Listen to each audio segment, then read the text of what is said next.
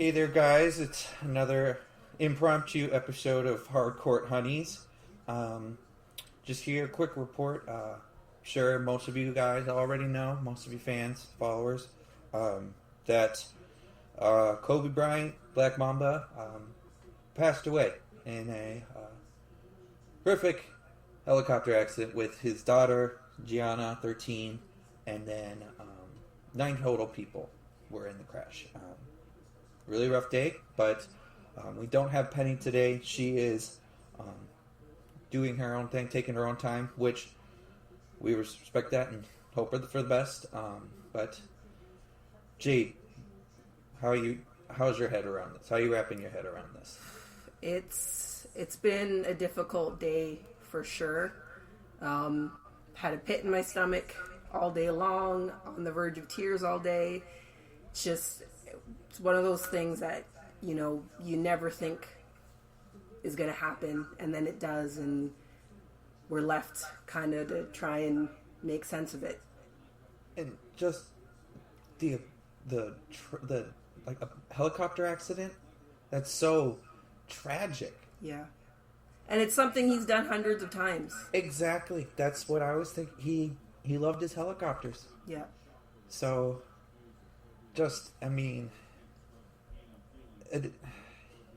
when I saw the tweet this morning, I just saw Kobe crash, and something else but I was just like, no. So I had to put my glasses on. I reread it and shook my head. Like I thought it was just a bad dream.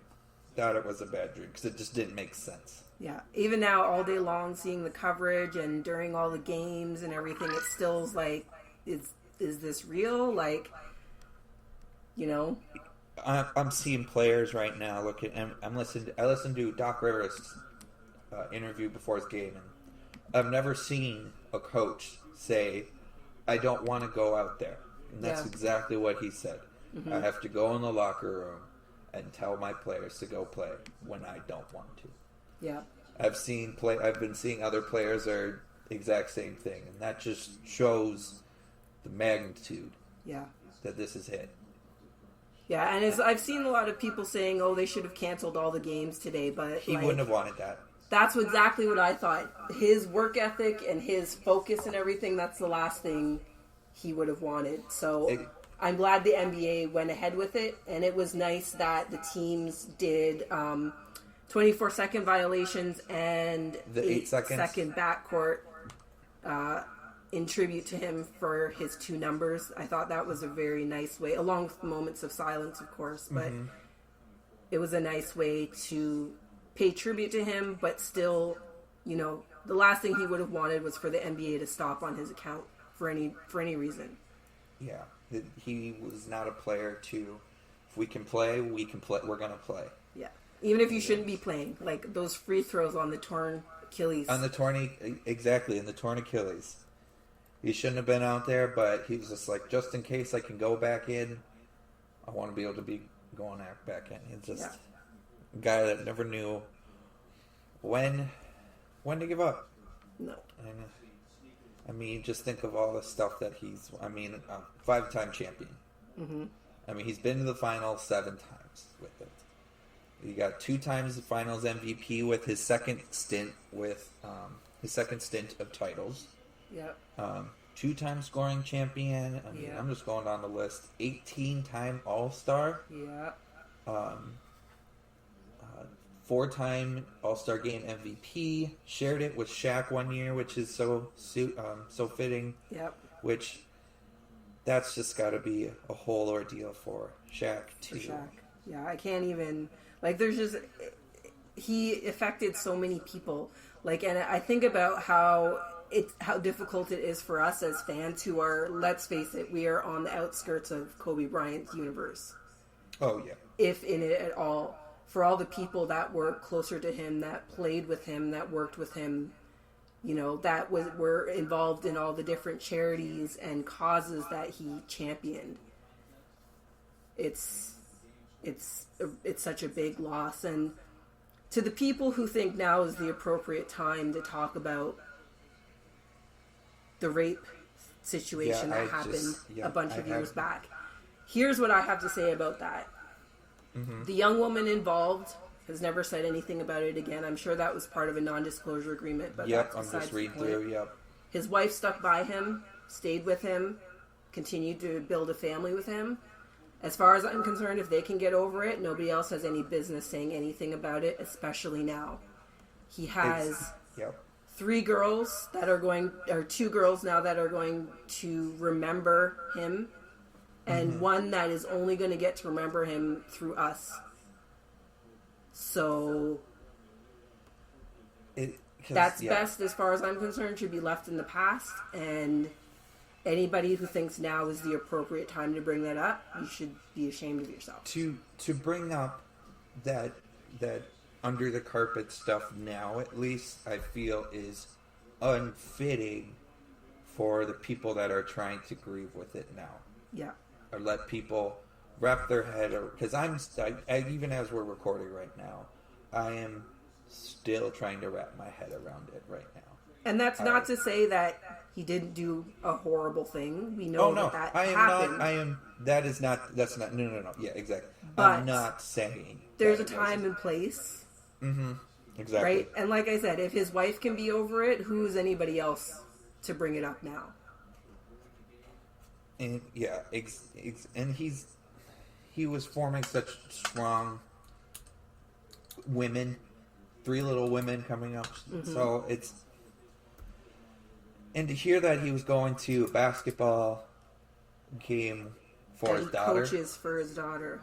Yeah, exactly. Like, to hear something like that makes it also even, like I said, horrible thing. But to hear that there's a father-daughter thing going on, something they're both passionate about, and for something like this, I was reading that when they got to the wreckage, the reason why they couldn't put out the fire right away was, and I'm no scientist with this, but there was some kind of chemical that was in, I think, like the airplane or the fuel or something, but if you would have thrown water on it, it would have got worse. It would have just blown up.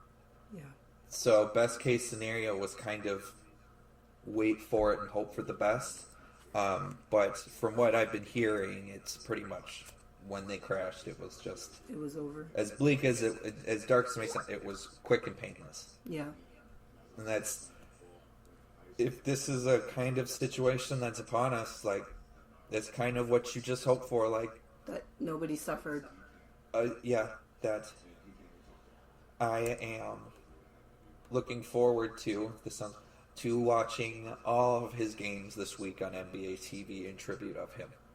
It's going to be a treat for me.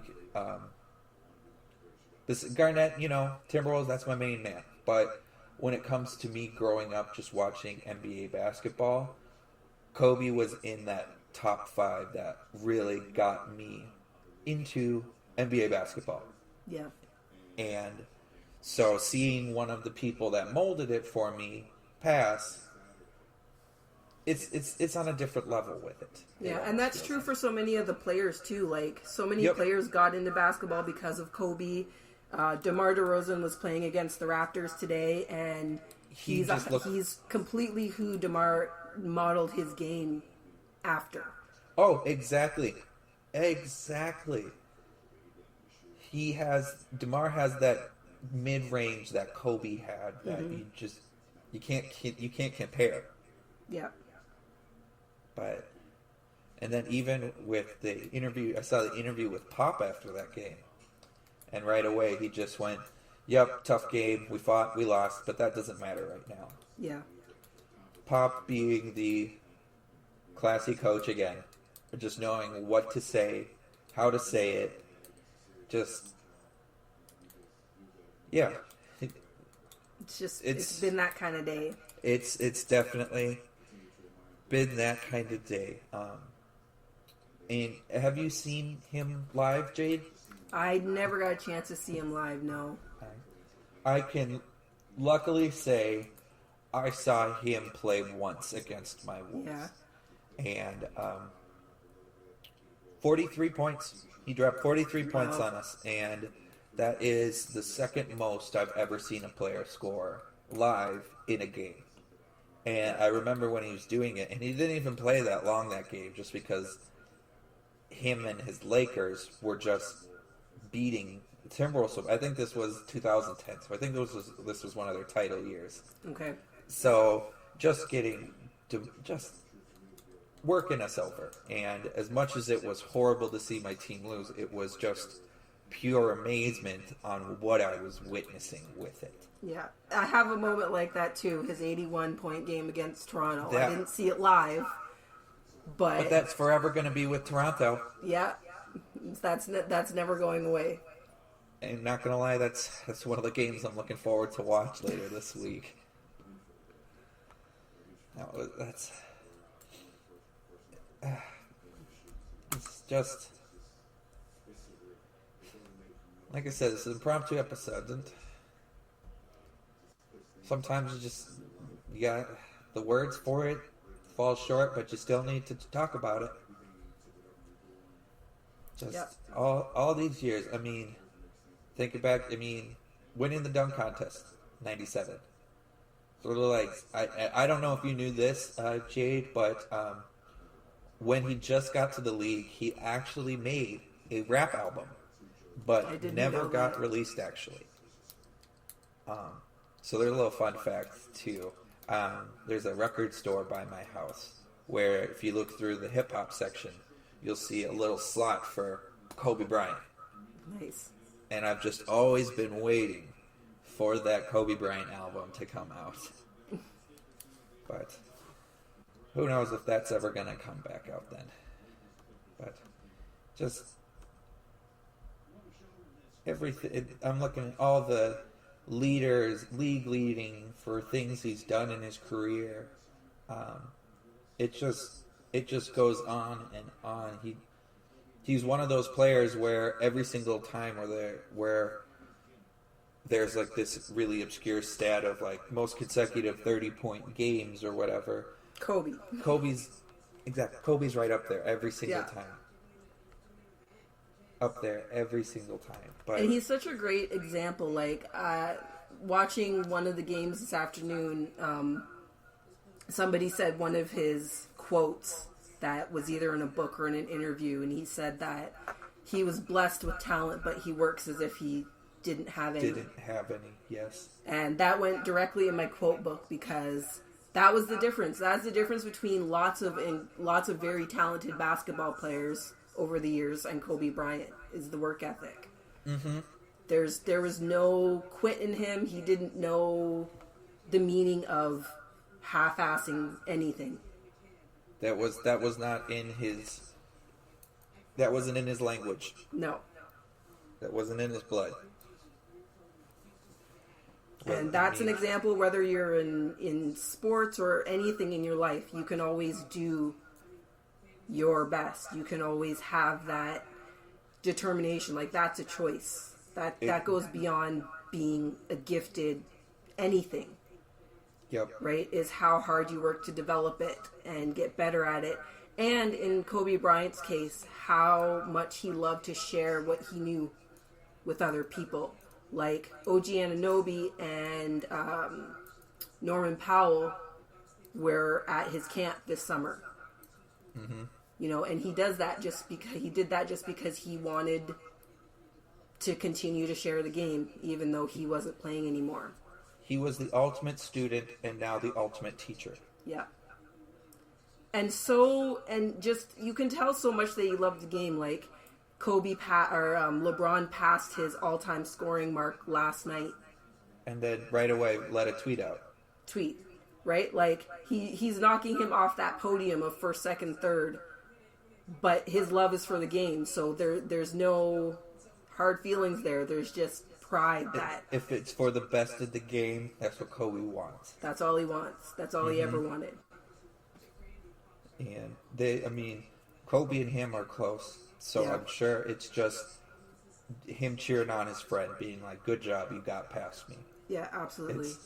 And they've done it in a Lakers uniform. Yep, doing it in that purple and gold. Yep.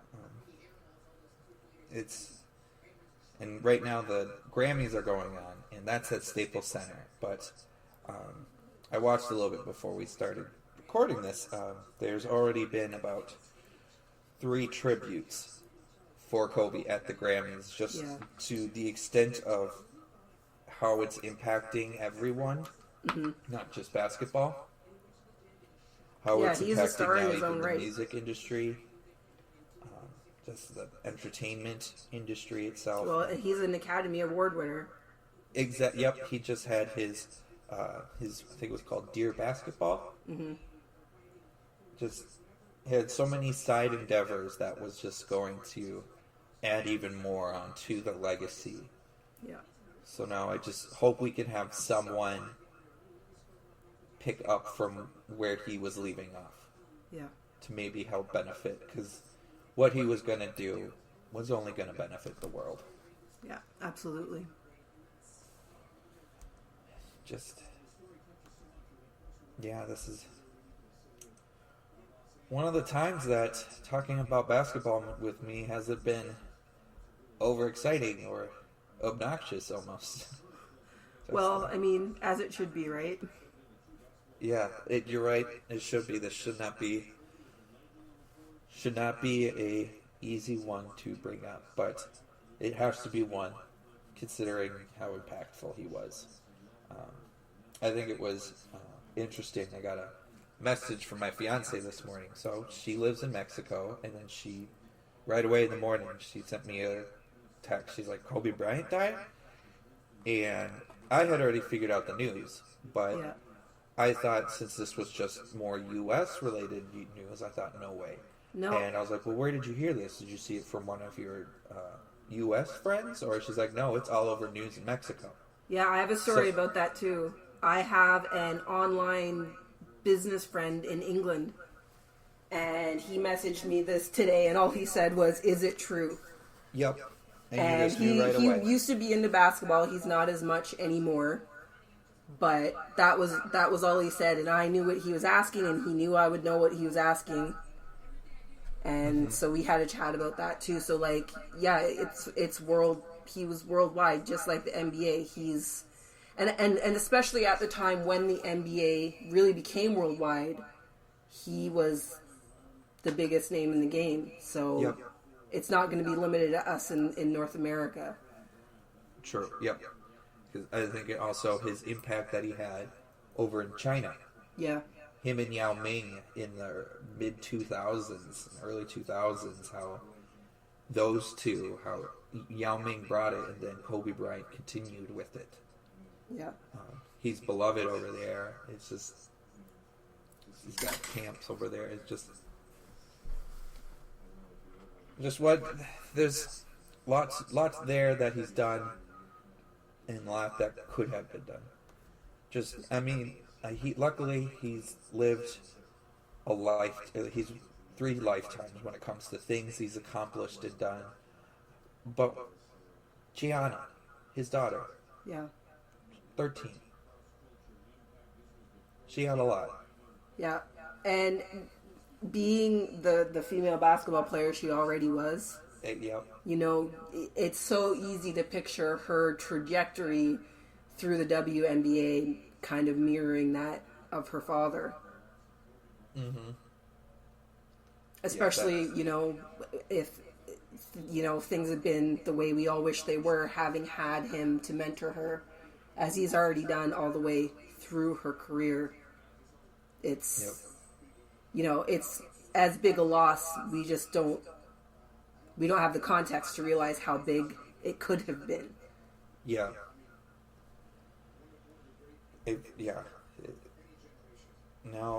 Too many what ifs have now occurred, and that's